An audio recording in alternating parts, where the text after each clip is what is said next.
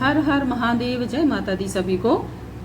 श्रावण महात्म्य में आज 8वां अध्याय का पाठ करेंगे।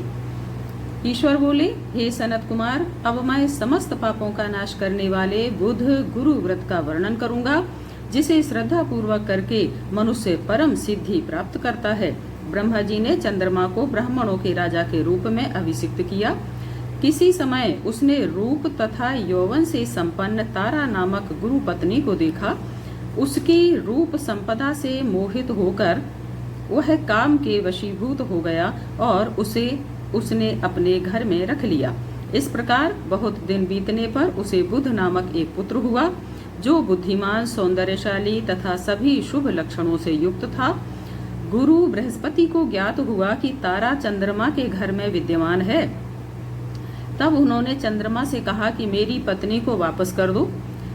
अनेक तरह से समझाने पर भी जब चंद्रमा ने तारा को नहीं दिया, तब बृहस्पति ने देवताओं की सभा में जाकर देवराज इंद्र को यह वृत्तांत बतलाया और कहा, हे शुक्र, आप देवताओं के राजा हैं तथा अपनी आज्ञा से आप उसे दिलाएं, अन्यथा उस चंद्रमा के द्वारा किया गया पाप आपको ही निस्संदेह लगेगा।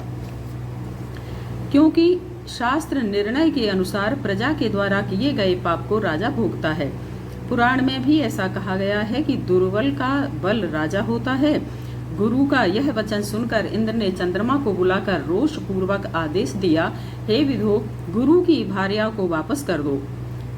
देवेंद्र का वचन सुनकर चंद्रमा ने कहा, मैं आपकी आज्ञा से तारा को तो दे दूंगा, किंतु इस पुत्र को नहीं दूंगा। शास्त्र के अनुसार विचार करके देवता ने उस बुध को चंद्रमा को दे दिया।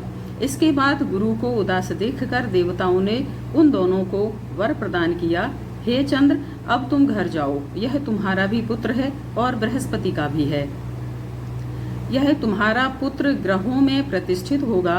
हे सुराचार्य, आप यह दूसरा भी शुभ वर ग्रहण कीजिए कि जो बुद्धिमान व्यक्ति आप दोनों बुध गुरु का व्रत मिलाकर करेगा, उसकी संपूर्ण सिद्धि होगी। यह सत्य है, इसमें संदेह नहीं है।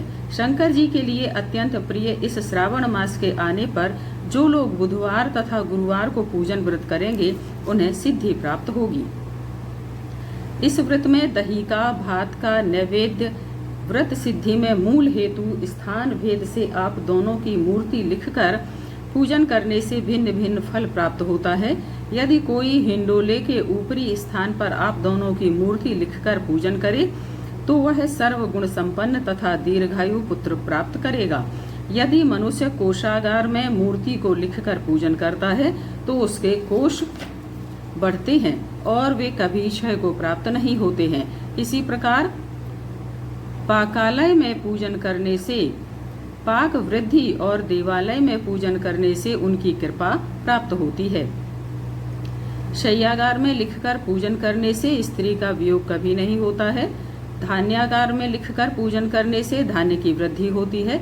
इस प्रकार मनुष्य उन फलों को प्राप्त करता है। इस प्रकार 7 वर्ष तक करने के अनंतर उद्यापन करना चाहिए। उद्यापन के पूर्व दिन अधिवासन करके रात्रि में जागरण करना चाहिए। सुवर्ण की प्रतिमा बनाकर विधि पूर्वक 16 उपचारों से पूजन करने के पश्चात तिल, घृत, चरु और अपामार्ग तथा अश्वत्थ से युक्त समिधाओं से होम करना चाहिए। अंत में पूर्ण आहुति देनी चाहिए। तदनंतर मामा और भांजे को प्रयत्न पूर्वक भोजन कराना चाहिए। इसके बाद ब्राह्मणों को तथा अन्य लोगों को भी भोजन कराना चाहिए और स्वयं भी भोजन करना चाहिए। इस विधि से 7 वर्ष तक करने पर मनुष्य सभी मनोरथों को प्राप्त कर लेता है। जो इसे विद्या की कामना से करता है, वह वेद और शास्त्रों के अर्थों को जानने वाला हो जाता है। बुध बुद्धि प्रदान करते हैं और गुरु बृहस्पति गुरुता प्रदान करते हैं। सनत कुमार बोले, हे भगवान, आपने जो यह कहा है कि इस अवसर पर मामा तथा भांजे को भोजन कराना चाहिए, यदि बताने योग्य हो तो इसका कारण बताइए। ईश्वर बोले, हे सनत कुमार, पूर्व काल में अत्यंत दीन तथा दरिद्र कोई 2 ब्राह्मण थे। वे मामा भांजे थे। उदर पूर्ति हेतु परिश्रम पूर्वक भ्रमण करते हुए वे दोनों किसी नगर में अन्न मांगने के लिए गए थे।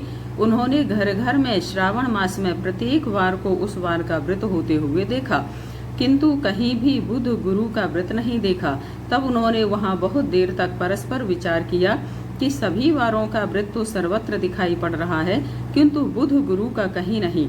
अतः चूंकि यह व्रत अनुचिष्ट है, इसलिए हम दोनों को चाहिए कि इस शुभ व्रत का अनुष्ठान आदर पूर्वक करें। किंतु हे सनत कुमार, इसकी विधि न जानने के कारण वे दोनों संशय में पड़ गए। तब उसी रात्रि में उन्हें स्वप्न में इस व्रत की विधि दृष्टि गोचर हो गई। इसके बाद उन्होंने उसकी विधि के अनुसार व्रत को किया, जिससे उन्होंने अपार संपदा प्राप्त की। प्रतिदिन उनकी संपत्ति बढ़ने लगी और सभी लोगों को ज्ञात भी हो गई। इस प्रकार 7 वर्ष तक करके वे पुत्र पौत्र आदि से संपन्न हो गए। तत्पश्चात उनके ऊपर प्रसन्न होकर बुध और गुरु प्रकट हुए और उन्होंने उन दोनों को यह वर दिया, आप दोनों ने हम दोनों के निमित्त इस व्रत को प्रवर्तित किया है। अतः आज से जो कोई भी इस शुभ व्रत को करे, उसे व्रत की समाप्ति पर मामा तथा भांजे को प्रयत्न पूर्वक भोजन कराना चाहिए। इस व्रत के प्रभाव से उसे सभी कामनाओं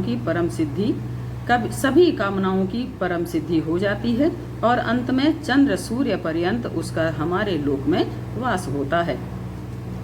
इस प्रकार श्री स्कंद पुराण के अंतर्गत ईश्वर सनत कुमार संवाद में श्रावण मास महात्म में बुध गुरु व्रत कथन नामक 8वां अध्याय पूर्ण हुआ। हर हर महादेव। जय माता दी सभी को।